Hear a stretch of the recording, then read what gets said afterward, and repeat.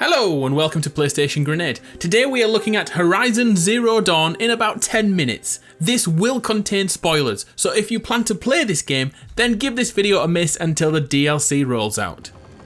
Horizon Zero Dawn starts with an infant under the care of Nora tribe outcast Rost.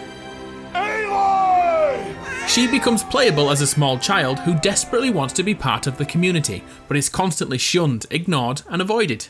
Children, come with me. She's an outcast, to be shunned. There. The world is now overrun by mechanical dinosaurs, and understanding how this happened is a core element of the story.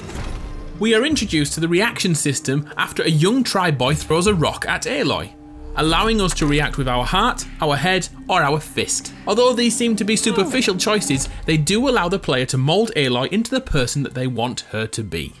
Aloy accidentally falls into an ancient bunker and stumbles across a focus. This small device allows Aloy to interact with ancient technology, as well as enhancing her perception of the world around her.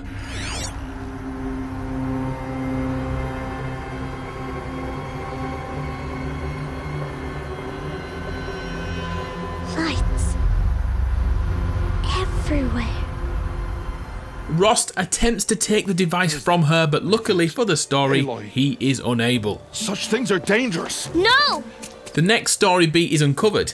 Aloy begins to wonder who her mother is and why was my she is an mother? outcast. As Rost is a surrogate father and an outcast himself, he's unable to answer those questions, but he does know a way that she can get answers. There is a way, perhaps. So tell me, It would be dangerous. how? It would take years of training. I don't care. How do I do it? Tell me. The proving. The tribe's rite of passage held every year. Those who pass become braves. But to the one who wins, the matriarchs grant a boon. A boon? Yes, whatever the winner wants. Then I'll do it. Whatever it takes. I'll win the proving. I see. We'd best get started then. Your training will be hard. And it'll take years. Start training? Yes. Follow. Fast forward several years, Aloy is now a young woman, a highly skilled tactical mastermind with bow and staff in hand. Her devotion to finding answers about who her mother is and why she is an outcast has led her to the Proving, which seems to be a final test for young members of the tribe. Aloy enters her homeland for the first time and is in awe of the community. One man in particular stands out to Aloy due to the focus he possesses. Olin looks to be hiding something and doesn't have any time for our hero. We'll get back to him very soon. The Proving begins, and guess who Aloy's main rival is? None other than the boy who threw the stone at her as a child.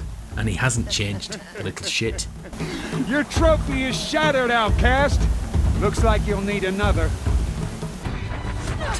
Against all odds, Aloy somehow wins the Proving. She didn't win! The outcast cheated! An outcast? Win the proving? Never. For she is a brave now. We did it. As are you all. So long as you put your trophy on the altar. But it is Aloy, once outcast, and now brave, who is first among us.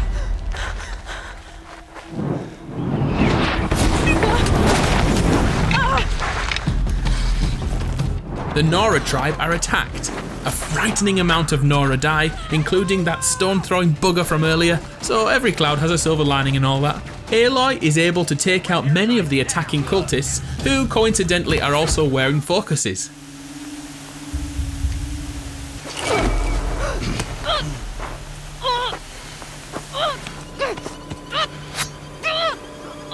Turn your face to the sun, child. Just as Aloy's life is about to be extinguished, in comes Rost to save his non-biological daughter, but he is no match for cult leader Helis.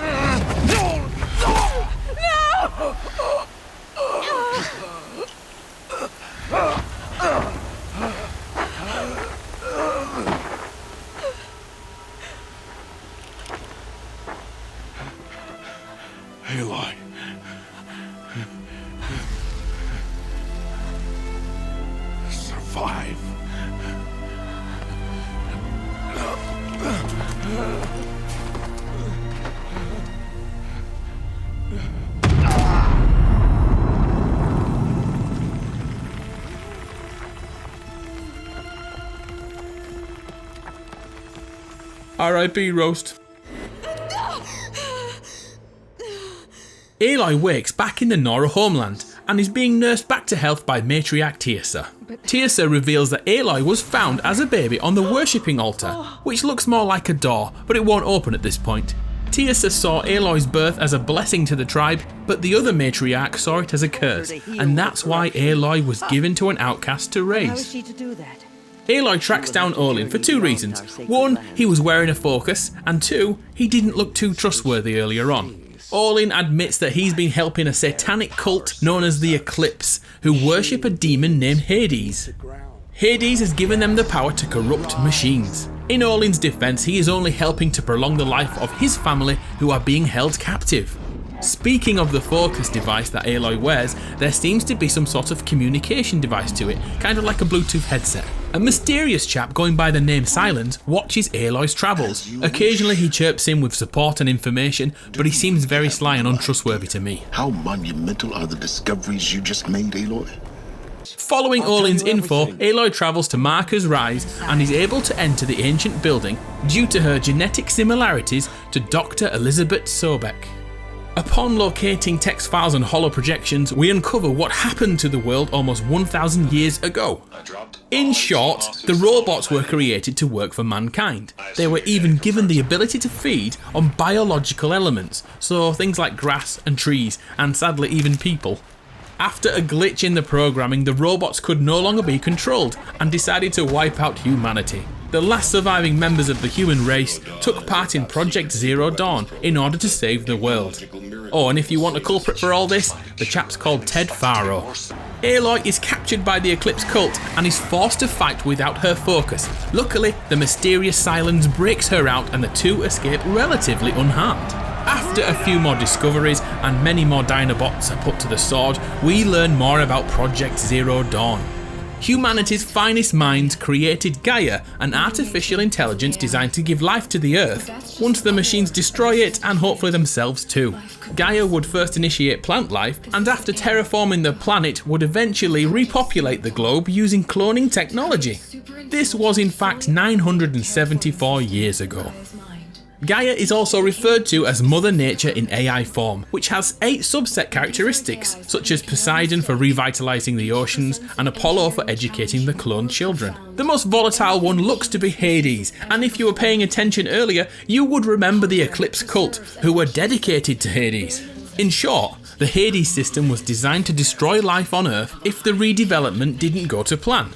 Somehow Hades became self-aware. Gaia responded by self-destructing the prime reactor, which would hopefully destroy Hades but definitely destroy Gaia too. Hades somehow managed to survive his termination by jumping to the closest functional computer core, thus trapping himself. Gaia's final act before the prime reactor blew her to smithereens was to create Aloy by using Elizabeth Sobeck's DNA. Gaia hoped that in the years to come, she would know how to save the Earth once again.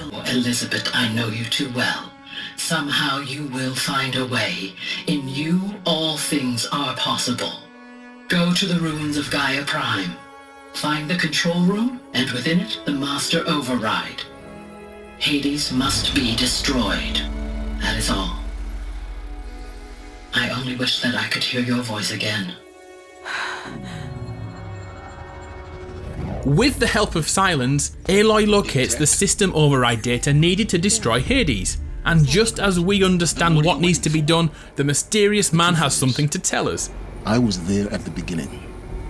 I found Hades, Aloy, buried on that mountain, trapped in that shattered titan. And I served it. What? Silence was the founder of the Eclipse cult and was responsible for freeing and upgrading Hades, until the demon AI no longer needed him. Silence's thirst for knowledge has been evident throughout the story, but even he knows he has to make amends. Silence gives Aloy a new staff capable of destroying Hades, and the final battle is almost here. With Hades attempting to terminate all life on Earth, Aloy quickly gathers her allies, and of course their armies too. I haven't had a chance to tell you about War Chief Sona, or Petra, or Euthyd, or even Teb, who all pitch in during the final fight, as long as you complete their specific side quests of course. The final battle is furious, but Aloy and her associates defeat the new cult leader Helis, and using Silent Staff, Aloy ends the war.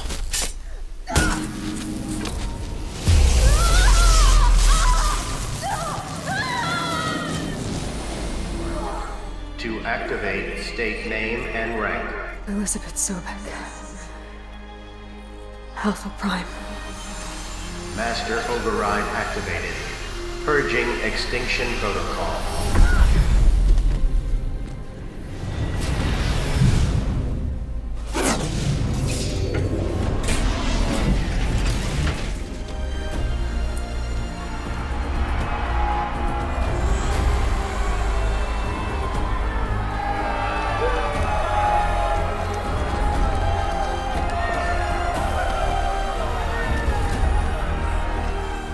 Aloy travels to find Elizabeth Sobek's body and says goodbye to the mother she never knew. If you had had a child, Elizabeth, what would you have wished for him or her? I guess I would have wanted her to be curious. And willful, unstoppable even. But with enough compassion to heal the world. Just a little bit.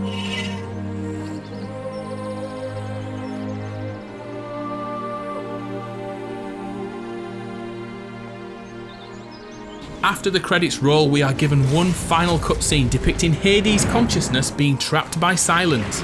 I told you I didn't trust that bugger. Hello, old friend. Remember me? We've still so much to discuss. Well, let's begin.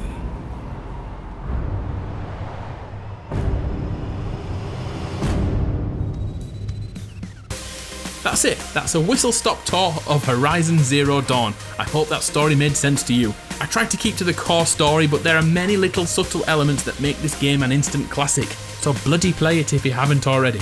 I'm Adam from PlayStation Grenade. Please chuck us a like and subscribe for more video game stories. See you next time.